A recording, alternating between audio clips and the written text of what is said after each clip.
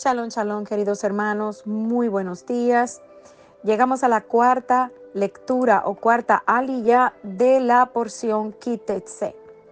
Y esta cubre la lectura de Deuteronomio capítulo 23 desde el versículo 8 hasta el versículo 24. Y vemos aquí cómo vamos a estar viendo diferentes leyes, instrucciones que el Eterno da al pueblo de Israel. Lo primero que encontramos es la instrucción de que no se debe aborrecer al edomita, pues es tu pariente. No debes aborrecer al misrita, pues tú fuiste extranjero en su tierra, y los hijos que le nazcan pueden ser admitidos en la asamblea del Eterno en la tercera generación. Luego vemos las leyes sanitarias, las leyes de asilo y la prohibición de la prostitución cúltica. Entonces, vamos a iniciar con la limpieza que debía haber en el campamento de Israel. Y la Torá inicia el relato diciendo: cuando salieres a campaña contra tus enemigos o a la guerra, te guardarás de toda cosa mala.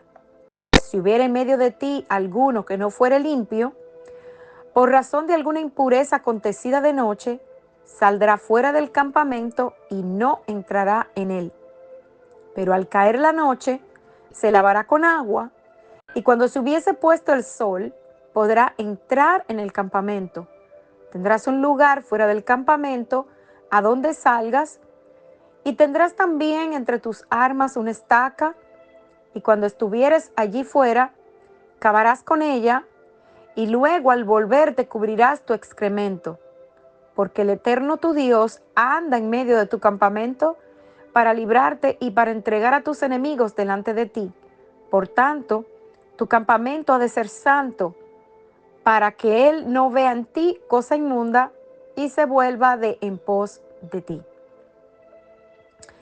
El Eterno ordenó limpieza ceremonial entre el ejército de Israel. Y les dice que si hay alguna impureza que acontezca durante la noche, probablemente se refiere a misiones nocturnas en el caso del varón, y la ceremonia de purificación que nos describe el libro de Levíticos capítulo 15, 16, 18. Entonces, después de observar el lavado ceremonial o la inmersión que debía hacerse, podría entonces el israelita entrar en el campamento nuevamente. También se ordena limpieza sanitaria en medio del ejército de Israel.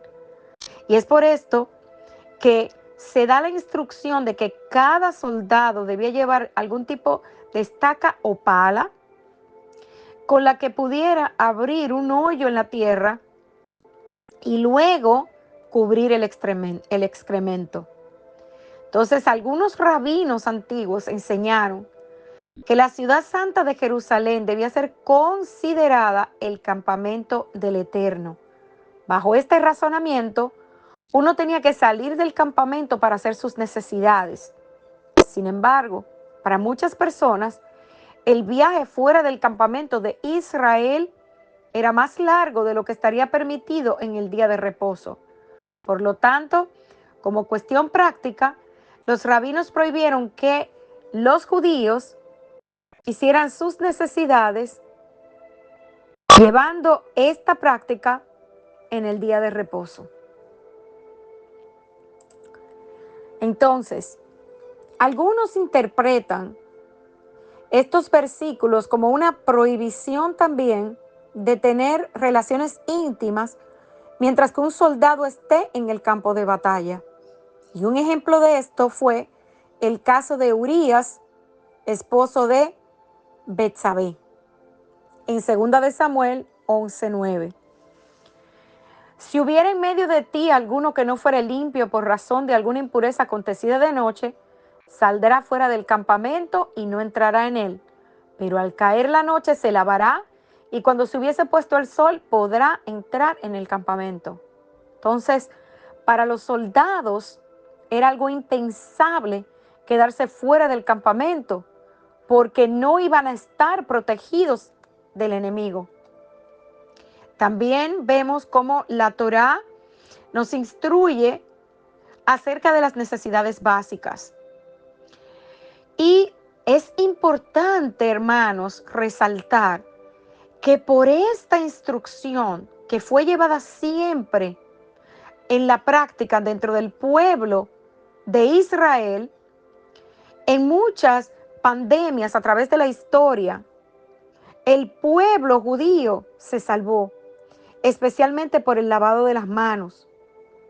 Cuando los demás pueblos comenzaron a entender la importancia de llevar reglas de higiene, el pueblo de Israel ya tenía tiempo cumpliendo esto. Y como vemos hoy, se le dio la instrucción de cómo debían hacer sus necesidades en el campamento y cómo debían protegerse para que no se propagaran las enfermedades. Recordemos que además de esto, estaba el lavado constante de las manos, lo que cuidaba al pueblo de enfermedades y de potencialmente que se expandiera una pandemia o epidemia dentro del pueblo de Israel. Luego vemos cómo se nos habla de el siervo que huye. La Torá instruye lo que se debe hacer cuando un siervo huye de su amo.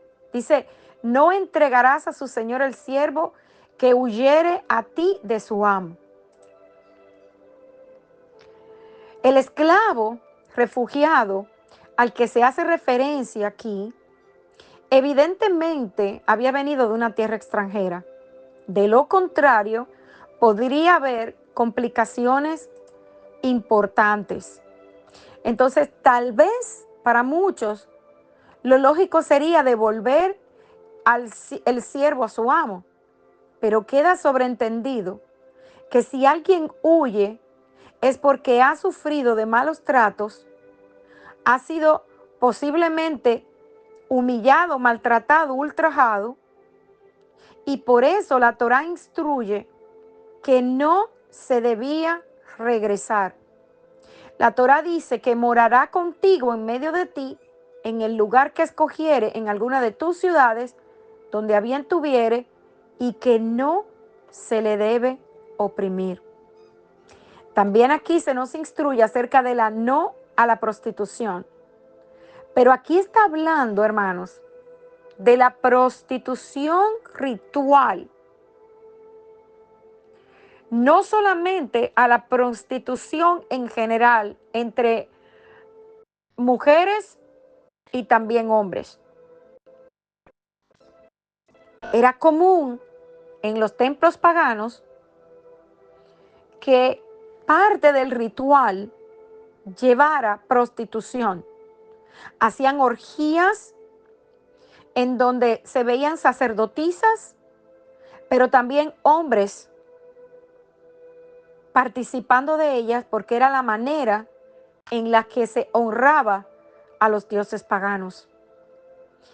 Y tristemente, hermanos, en la historia de Israel vemos que estas malas costumbres llegaron a introducirse en el pueblo del Eterno por las malas influencias. Podemos leer los relatos de todo esto en Primera de Reyes, capítulo 14, y en Segunda de Reyes, capítulo 23. Y esto, amados hermanos, era algo totalmente abominable a los ojos del Eterno. Otro punto que se toca acá es que no se cobrarán intereses a la familia de Israel. Dice que no exigirás de tu hermano interés de dinero, ni interés de comestible, ni de cosa alguna de que se suele exigir interés. Del extraño podrás exigir interés, mas de tu hermano no lo exigirás, para que te bendiga el Eterno tu Dios en toda obra de tus manos, en la tierra donde vas para tomar posesión de ella. Entonces, aquí dice que no se debe exigir interés de dinero a un hermano.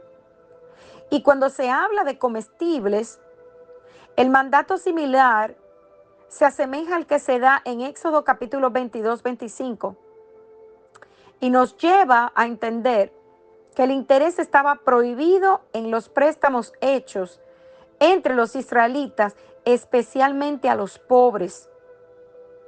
Y se prohibía tomar intereses de los préstamos a los pobres para darles un alivio. Pero aquí dice que a los extraños, en hebreo nokri, que se distingue del concepto de extranjero, que es ger en hebreo, y que aquí se usa extraño, y nokri se refiere a un extranjero que no vive en Israel, sino que llega allí a hacer negocios. Entonces sus préstamos no son por necesidad, sino por negocio. De un negocio que este extraño o extranjero o nokri se va a lucrar. Entonces a este sí se le puede hacer préstamos con interés. La Torá también habla de que debemos cumplir nuestras promesas. No hay una excusa, hermano. Si prometemos, debemos cumplir. Y es por esto que la Escritura dice que es mejor no prometer y hacer que prometer y no cumplir. Y, hermanos, vemos cada uno de estos detalles, cada una de estas instrucciones que el Eterno nos da, y podemos ver algo muy hermoso aquí. La Escritura dice que la Torá de Dios, o sea, la ley de Dios, se resume en el amor. Y esto está en Romanos 13:10, que dice, el amor no hace mal al prójimo. Así que el cumplimiento de la ley es el amor. Y Yeshua dijo en Mateo 22:37-40, amarás al Señor tu Dios con todo tu corazón y con toda tu alma y con toda tu mente. Este es el primero y grande mandamiento. Y el segundo es semejante y dice, amarás a tu prójimo como a ti mismo. Por medio de Yeshua, nuestra relación con la Torá queda clara. Él aclaró estos puntos. Está en la Biblia. Mateo 5:17-18 dice, no penséis que he venido para abrogar la ley o los profetas. No he venido para abrogar, sino para cumplir. Porque de cierto os digo que hasta que pasen el cielo y la tierra, ni una jota ni una tilde pasará de la ley hasta que todo se haya cumplido. Y lo que esto nos habla, hermanos, es de que Yeshua, Jesús, jamás vino a cambiar la Torá, porque Él es la Torá viviente. Y cuando dice que Él vino a cumplir, no es que Él vino ya a dar por terminado la Torá, sino que Él vino a darle un mayor entendimiento. Él vino para que nosotros entendiéramos cómo debíamos vivir la Torá. Y le dio una elevación. Él elevó el entendimiento de la Torá. La Torá nos ofrece dirección y nuestro deber es obedecerla. Eclesiastés 12:13 dice, el fin de todo el discurso oído es este. Teme al Eterno y guarda sus mandamientos, porque esto es el todo del hombre. Shalom, shalom.